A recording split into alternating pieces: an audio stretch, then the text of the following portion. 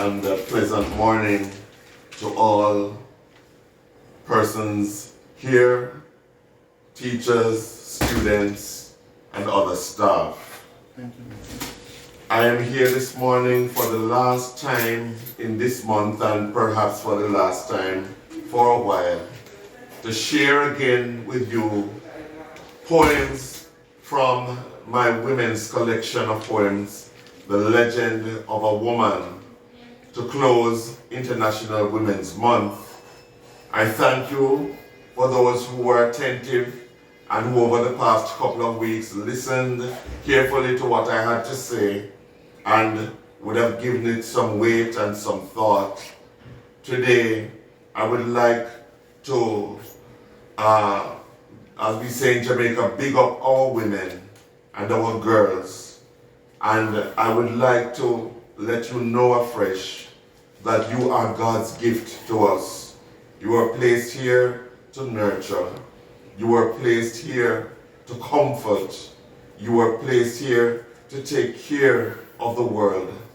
And I wish and hope for every lady, every woman, that she will one day, if she has not already, that she will one day come to recognize that her calling and her purpose are very great and also very much needed in this world.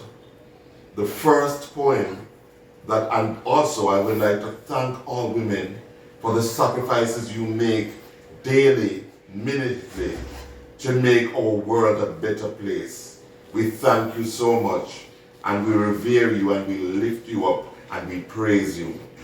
The first poem that I will do is a Patois poem, one that I wrote in our own native tongue, Patois or Twi or dialect, whichever one, or Jamaican, whichever term you use, to pay homage to a very sweet and wonderful lady, Mrs. Daltiana Sterling, who we used to affectionately call Mommy as children, and even for adults who knew her, that was her special name, Mommy. And I do hope that as I read this piece for one who came to her golden years and would have left in a blaze of glory after a life of service and giving, I would hope that every child here, every young man and woman, would value our elders and would accord them the deference and the love and the patience that they so need in the times when they are no longer able to help themselves as they usually would have when they were younger. They have valuable lessons to impart to us. They have valuable information, history to give to us about days gone by. And their wisdom is something that everyone needs to pay attention to and take heed to. So never take your grandparents or elders in the community for granted. Help them, be there for them, and let it be that what they would have done for us, they would not feel that they had done it in vain. This poem is entitled Mommy. What a piece of lady, one of a kind and special to read. It was a treat for see the two bow-legged them, a box like Dickens a come round the bend, and that pretty fat face smiling at you. You couldn't escape our eagle, yeah, no care what you do. Some said Mrs. Sterling, and that was fine. But most call her Mommy, the way she kind. For her yard always full of pure picnic, and she famous for her version of the Jamaican party. The compassion that lady showed to all the little ones was something that never ever come by chance. When she tell you how lonely she was as a child, and the years when she spent in a labor and toil, both in Jamaica and way in England, you realize why she have such a free hand. And you hear say England people mean, right? But she don't deal with them the kind of spite. Very giving, understanding, and accommodative. She surely was somebody when know how to live. I remember that house shop she did run with picnics swarm like bees. From I was born and the only shopkeeper me know give them the big cut of cheese. And I recall how she ring up that blue station wagon car. When she come through, you think a movie star. Her voice was like church bells on Sunday ring. But I never really know if she could have sing. Boy, when me remember them the days, I just have to shower mommy with the highest praise. Really outspoken and a force to reckon with for true. When you own her, you don't have no time to sad and blue. For she was a big bungler joy anyway she did. But though she kind, she was nobody pricky. Thank you, mommy. The tenderness and grace where you show make Radiant's housing scheme better by far when we are grown.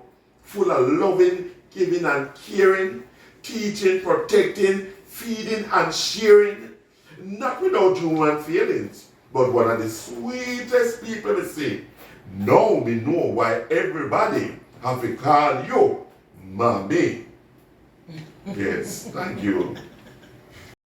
Second piece and last piece that I will be doing for Women's Month and for today is the title poem from this collection of poetry that I have that speaks to the force of the woman. And it is entitled, as the book is entitled also, The Legend of a Woman. All right, so here goes. She's no stranger to a hard life of labor and hurt. She's no prejudice against mingling with the common dirt, feeling it crumble between her calloused hands. She tills the baked soil constantly, as if someone entranced. The cries of her children spur her on to fight as she works from cockcrow late into the night, with a soul that is battered, but a spirit still strong. For she has encountered her fair share of wrong, a man that left her struggling with her young, forgetting when passion tasted sweet on his tongue. But she will never leave them, no matter how hard, even when the hand dealt left her one useless card. For the gamble, when lost, doesn't shake her pride. In failure resilient, for she knows she tried. She teaches her children life is no mere game, and as they watch her, they come to see the very same.